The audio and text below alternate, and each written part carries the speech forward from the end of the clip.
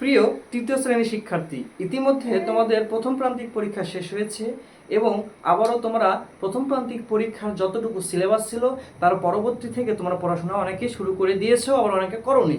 তো আজকে দেখো, গণিতের তোমার প্রথম প্রান্তিক পরীক্ষার পরে অর্থাৎ দ্বিতীয় প্রান্তিক পরীক্ষার জন্য সবচেয়ে গুরুত্বপূর্ণ একটি অধ্যায় হচ্ছে গুণের অধ্যায়, ঠিক আছে? আর আজকে আমি তোমাদেরকে এই গুণের অধ্যায়ের গণিতের সমাধান করে দেবো ইনশাআল্লাহ। চলো তোমরা সবাই বই বের করো, বই বের করে ৬২ পৃষ্ঠা বের করো। দেখো আমি শুধু লিখিত অঙ্কগুলো তোমাদেরকে আজকে করে দিব। ৬২ পৃষ্ঠা সকলে বের করে দেখো ৪ নম্বর অঙ্কটা কি বলেছে। ৪টিতে ১ হালি হলে ৫ হালিতে কতগুলো হবে? ৪টিতে ১ হালি অর্থাৎ বিষয়টা দেখো, আমাকে বের করতে বলেছে যে ৫ হালিতে কতগুলো হবে। তাহলে ৫ হালিতে কতগুলো হবে এটা বের করার জন্য তোমাকে আগে জানতে হবে ১ হালি সমান কতটি। আর এখানে কিন্তু বলেও দিয়েছে ৪টিতে ১ হালি, তার মানে ১ হালি সমান কয়টি? ৪টি। ১ হালি সমান কয়টি? ৪টি। তাহলে লিখতে হবে এইভাবে, দেখো ৪ নম্বরে ১ হালি সমান ৪টি, অতএব ৫ হালি সমান, তোমরাই বলো তো ১ হালি সমান যদি ৪টি হয় ৫ হালি সমান কম হবে নাকি বেশি হবে? অবশ্যই ৫ হালি সমান কি হবে? বেশি হবে। আর যখনই বেশি হবে তখনই আমাদেরকে গুণ করতে হবে, ঠিক আছে?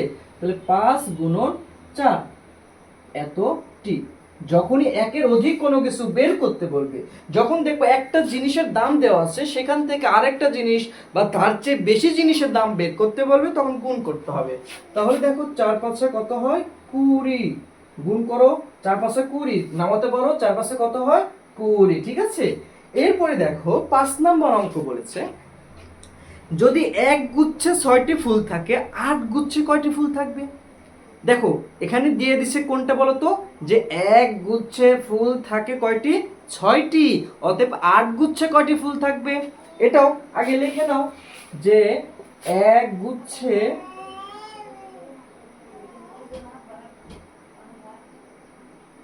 ফুল আছে কয়টি? ফুল আছে ৬টি।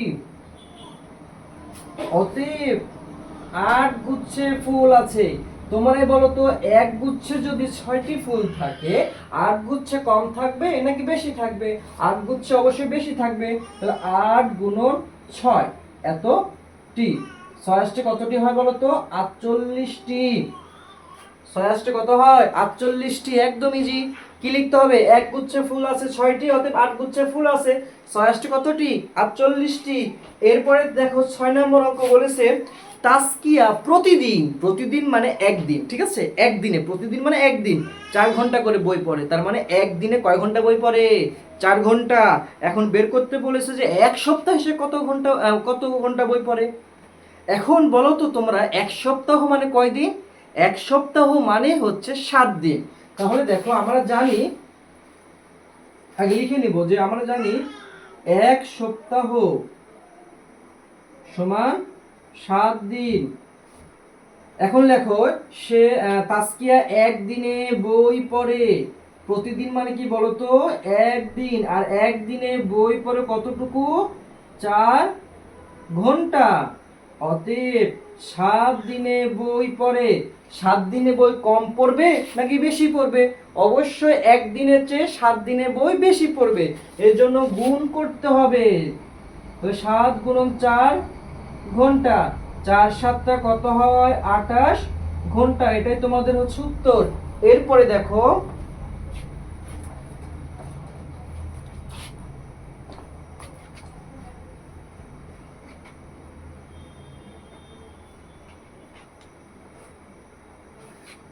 পরের অঙ্কে দেখো বলেছে হচ্ছে ৭ নম্বর অঙ্কে, এক দিস্তা কাগজে ২৪টা থাকে।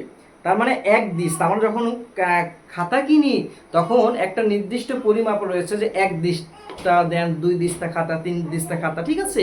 তো ওই এক দিস্তা খাতায় ২৪টা তা থাকে। এখন ১২ দিস্তায় কত তা থাকে এটা বের করতে বলেছে। তা লেখো, এক দিস্তায়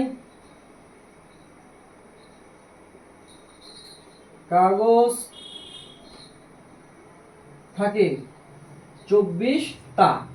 অতএব ১২ দিস্তায় কাগজ থাকবে কম না বেশি থাকবে? এক দিস্তায় যদি 24টা কাগজ থাকে, 12 দিস্তায় অবশ্যই বেশি কাগজ থাকবে। আর 12 দিস্তায় বেশি কাগজ থাকা মানে এটাও গুণ করতে হবে। 24 গুণন 12 এতটা। চলো আমরা গুণ করি। কিভাবে গুণ করতে হয়?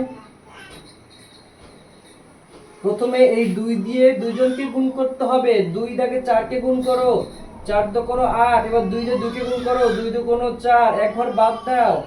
4 দিয়ে 1কে গুণ করো, 4 1কে 4। 2 এর সাথে গুণ করো, 2 1কে 2। এখানে তোমার শূন্যও দিতে পারো। তাহলে 8 4 4 8 আর 2 অর্থাৎ 288 টা। এটাই হচ্ছে তোমাদের উত্তর। ঠিক আছে। 8 নম্বর অঙ্কে দেখো, বলেছে হচ্ছে 100 পয়সায় 1 টাকা হয়। তো 10 টাকায় কয় পয়সা? আমাকে পয়সা বের করতে বলেছে। তাহলে 10 টাকায় কয় পয়সা হয় এটা বের করার জন্য আগে জানতে হবে 1 টাকায় কয় পয়সা। আর এখানে দিয়ে দিয়েছে যে 1 টাকা সমান 10 পয়সা।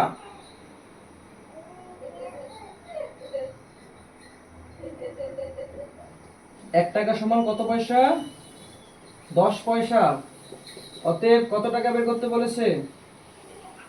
10 টাকা সমান, বলো তো 10 টাকা সমান কম পয়সা হবে না বেশি পয়সা হবে? অবশ্যই কি হবে? বেশি পয়সা। তাহলে 100 এর সাথে 10 গুণ করো। গুণ করা সহজ। 1 নামিয়ে দিয়ে 3টা শূন্য বসিয়ে দাও, হয়ে যাবে। ঠিক আছে। এটা শর্টকাট টেকনিক। যদি শূন্য থাকে, সংখ্যাগুলো যেগুলো 1 2 3 4 সংখ্যা রয়েছে, সংখ্যাগুলো গুণ করবা। আর পরবর্তীতে তার ডানে যে কয়টা শূন্য রয়েছে সে কয়টা শূন্য বসিয়ে দিবা, গুণ হয়ে যাবে। ঠিক আছে। এবার চলো 9 নম্বর অঙ্কে বলেছে একটা বইয়ে 130 পৃষ্ঠা আছে। একটা বইয়ে কয় পৃষ্ঠা আছে বলো তো? 130 পৃষ্ঠা। তাহলে আমাকে 28টি বইয়ে কয় পৃষ্ঠা আছে এটা বের করতে বলেছে। তাহলে 28টি বই পৃষ্ঠা। আবার লিখতে হবে একটি বইয়ে পৃষ্ঠা আছে। দেখো, একটি বইয়ে পৃষ্ঠা আছে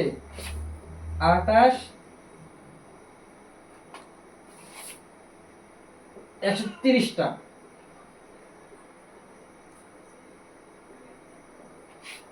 অতএব 28টি বইয়ে পৃষ্ঠা আছে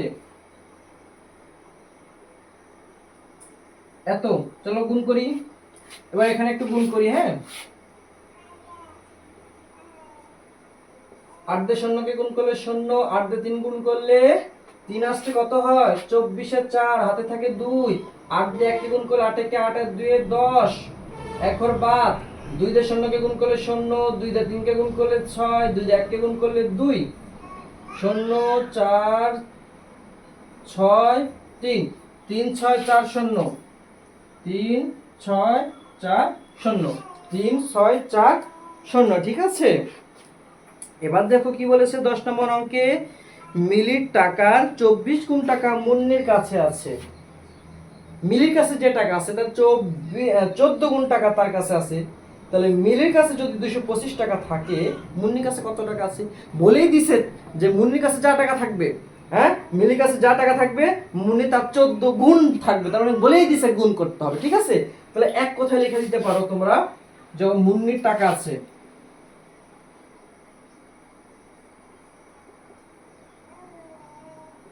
মুন্নির টাকা আছে, গুণ করো। কত গুণ? 225 গুণ 14।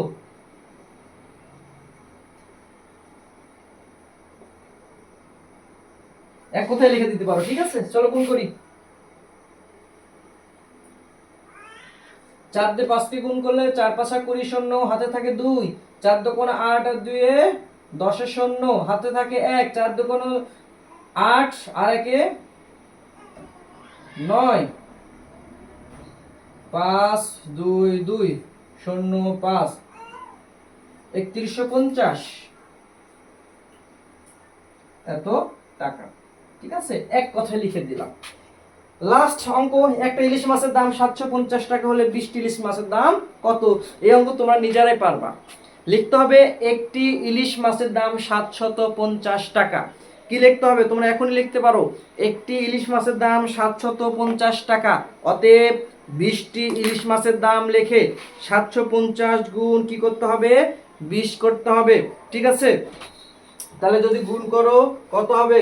5 10 10 0, 7 14 1 15, তাহলে 115, তার ডানে হচ্ছে দুইটা শূন্য, অর্থাৎ উত্তর আসবে, দেখে নিও, 11,500 টাকা আসবে। 11,000 কত টাকা আসবে? 500 টাকা। ঠিক আছে, আজকে এই পর্যন্তই।